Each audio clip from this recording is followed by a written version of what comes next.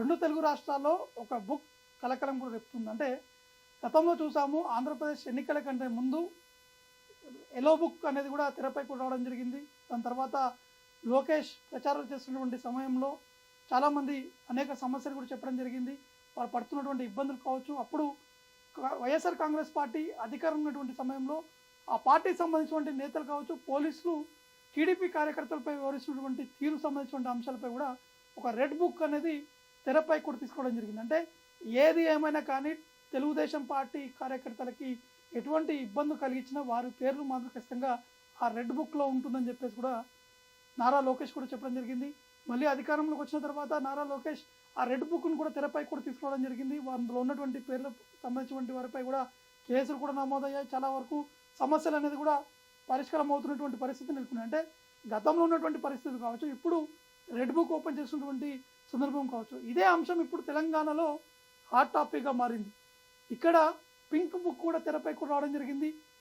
రీసెంట్గా కాంగ్రెస్ పార్టీకి సంబంధించినటువంటి నేతలు, అక్కడ ఉన్నటువంటి ఎమ్మెల్యేలు కావచ్చు, మంత్రులు బీఆర్ఎస్ పార్టీకి సంబంధించినటువంటి కార్యకర్తలపై కావాలని చెప్పి ఇబ్బందులు పెడుతూ కేసులు కూడా నమోదు చేస్తున్నారని చెప్పేసి అనేక మంది ఫిర్యాదు కూడా చేయడం జరిగింది. అయితే ఈ నెల 27 తారీఖున వరంగల్లో పెద్ద ఎత్తున రజతోత్సవ సభ కూడా బీఆర్ఎస్ పార్టీ నిర్వహిస్తుంది కాబట్టి అది చాలా ప్రతిష్టాత్మకంగా తీసుకున్నారు.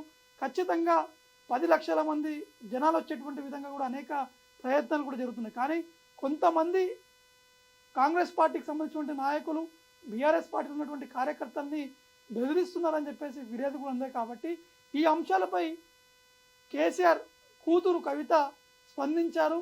వారు ఏం మాట్లాడారో ఒకసారి మీకు వినిపిస్తాను.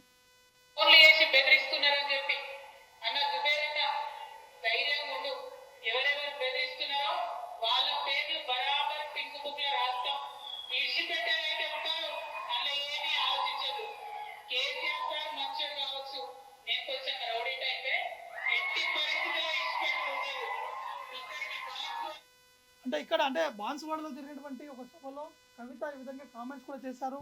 అంటే కేసీఆర్ మనస్తత్వం కావచ్చు, నా మనస్తత్వం చాలా డిఫరెంట్గా ఉంటుంది, నేను దేనికైనా సిద్ధమైన విధంగా కూడా కవిత ఆ కామెంట్స్ కూడా చేయడం జరిగింది. అంటే ముఖ్యంగా వారు కొంతమంది కాంగ్రెస్ పార్టీలో ఉన్నటువంటి నేతల్ని టార్గెట్ చేస్తూ ఈ విధంగా మాట్లాడడం జరిగింది. ఖచ్చితంగా ఆ పింక్ బుక్ అనేది ఉంది. ఆ పింక్ బుక్లో చాలా పేర్లు కూడా ఉన్నాయి, ఇంకా పేరు కూడా నమోదు చేయాల్సి ఉన్నాయి. ఖచ్చితంగా వచ్చే ఎన్నికల్లో బీఆర్ఎస్ పార్టీ అధికారంలో కూడా వస్తుంది కాబట్టి అప్పుడు వారి సంగతి ఏంటో మేము తెలుస్తామనే విధంగా కూడా చాలామంది బీఆర్ఎస్ పార్టీలో ఉన్నటువంటి నేతలు కూడా చెప్పారు. రీసెంట్గా కేటీఆర్ కూడా కొన్ని మీడియాతో మాట్లాడుతున్న సందర్భంలో ఒక పింక్ బుక్ సంబంధించినటువంటి విషయాలు కూడా చెప్పడం జరిగింది. కాబట్టి ఇప్పుడు ఆ పింక్ బుక్ అనేది చర్చనీయాంశంగా మారింది.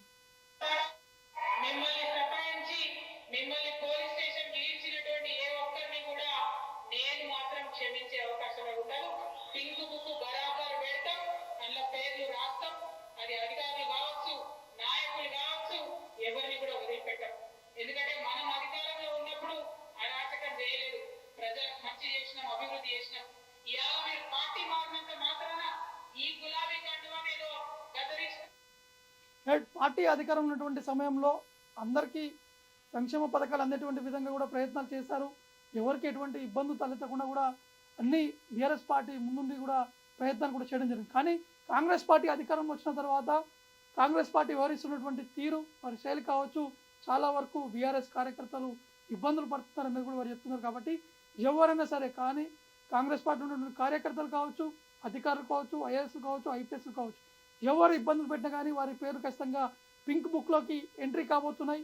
పింక్ బుక్ ఖచ్చితంగా అధికారంలోకి వచ్చిన తర్వాత ఈ బుక్ అనేది కూడా తెరుస్తాం, ఎవరిని కూడా సహించే లేదనే విధంగా కూడా కవిత ఈ విధంగా కామెంట్స్ కూడా చేయడం జరిగింది. కాబట్టి ఇప్పుడు ఈ పింక్ బుక్ అనేది తెలంగాణలో చర్చనీయాంశంగా మారినటువంటి పరిస్థితి నెలకొంది. మరోవైపు కాంగ్రెస్ పార్టీలో కూడా ఈ పింక్ బుక్ సంబంధించినటువంటి అంశాలు తెరపైకి వచ్చాయి. కాబట్టి వీటిని ఏ విధంగా తిప్పికొట్టే విధంగా కూడా కాంగ్రెస్ పార్టీ నేతలు కూడా ఒక వ్యూహాలు కూడా రచిస్తున్నట్టు కూడా తెలుస్తుంది.